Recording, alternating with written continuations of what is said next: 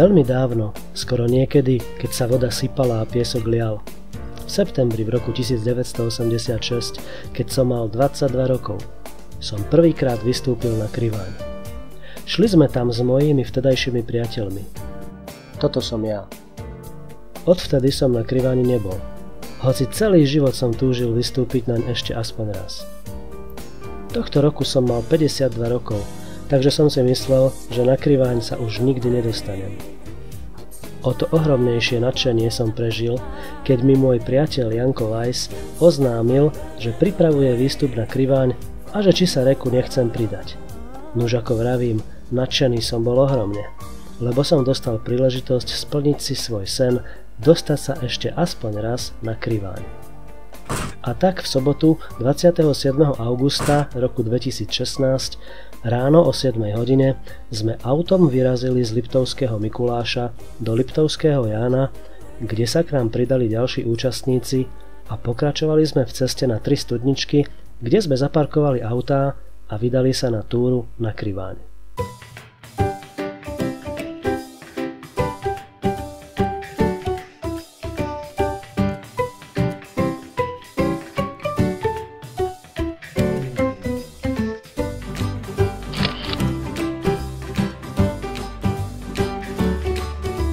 Počasie bolo nádherné.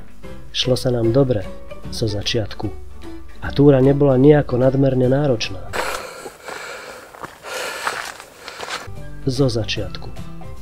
Cesta bola priam rozprávkovo malebná, takže sme si počas nej vychutnávali všetky tie malebné zákutia a zátišia, grandiózne panorámy a celkovú pohodičku pekného letného dňa.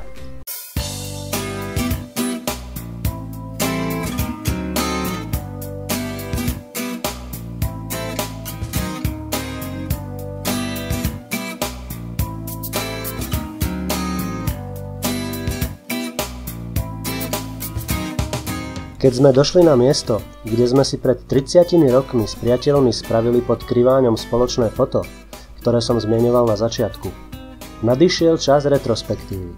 Toto som ja vtedy. Toto som ja teraz.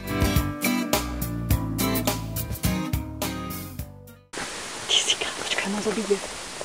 Podarilo sa nám zazrieť aj Kamzíka.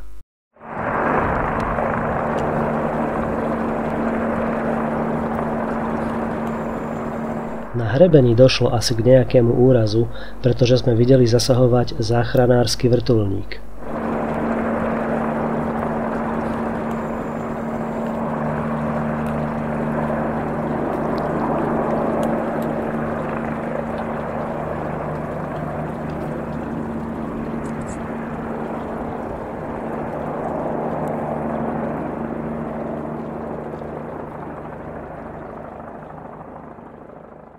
Išlo sa teda, ako vravím, celkom fajn, ale iba po rázcestie v Krivánskom žľabe. Koľko máme ešte hore?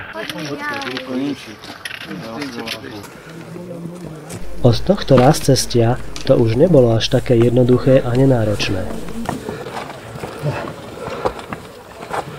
Práve naopak. Výstup od tohto rázcestia až na samotný vrchol Kriváňa bol čoraz náročnejší a posledný úsek pod vrcholom už hraničil s horolezectvom, kde aj malá nepozornosť mohla mať fatálne následky.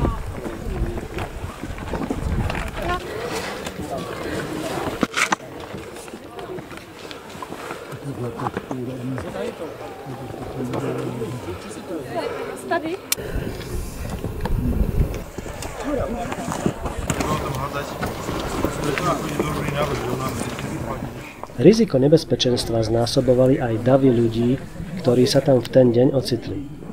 Bolo nás tam, ako sa vraví, jak na Václaváku. Takže Kriváň posiaty turistami pripomínal mravenisko. Miestami sme sa tam naozaj museli navzájom jeden druhému vyhýbať, ako na preplnenom Václaváku. Čas na chvíľku oddychu a rýchle občerstvenie sa však vždy našiel. Tak či onak, na vrchol sme nakoniec predsa len všetci vyšli. Eufória to bola teda parádna. Najprv samotný pocit víťazstva, že sme to teda dokázali, No a v neposlednom rade aj úchvatná panoráma s nádhernými výhľadmi.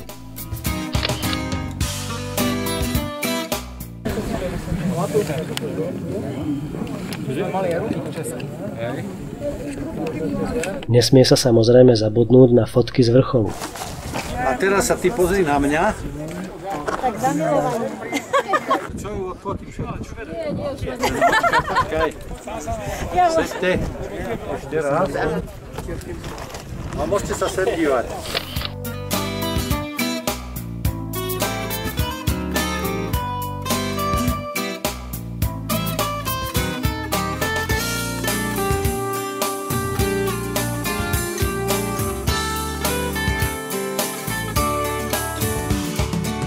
Ako vravím, eufória to bola parádna.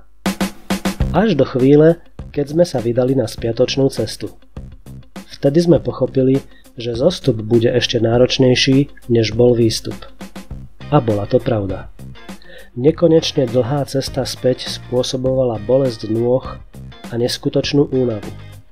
Zo spiatočnej cesty nemám ani jedinú fotku alebo videozáber, pretože spiatočnú cestu som iba trpel a nadával od únavy, ktorá mi na zaznamenanie čo i len jedinej fotky nenechala ani kúsok sily. Toto utrpenie čiastočne zmierňovalo snáď iba to pohľadnicovo nádherné počasie, ktoré trvalo celý deň. K autám na 3 studničky sme dorazili každý individuálne v rozpätí približne 1 až 2 hodín okolo 8 hodiny večer. Celá tá túra na Kriváň a späť trvala 10 hodín. Po návrate únava aj nepríjemné dojmy, ktoré spôsobovala, rýchlo pominuli a zostali iba nádherné spomienky na ešte nádhernejšie zážitky. Škoda, že na spiatočnej ceste som od únavy nebol schopný spraviť ani jeden záber. Odhliadnúc od toho utrpenia, aj tá spiatočná cesta so scenériami prírody v až gíčovo prekrásnom počasí bola úchvatne nádherná.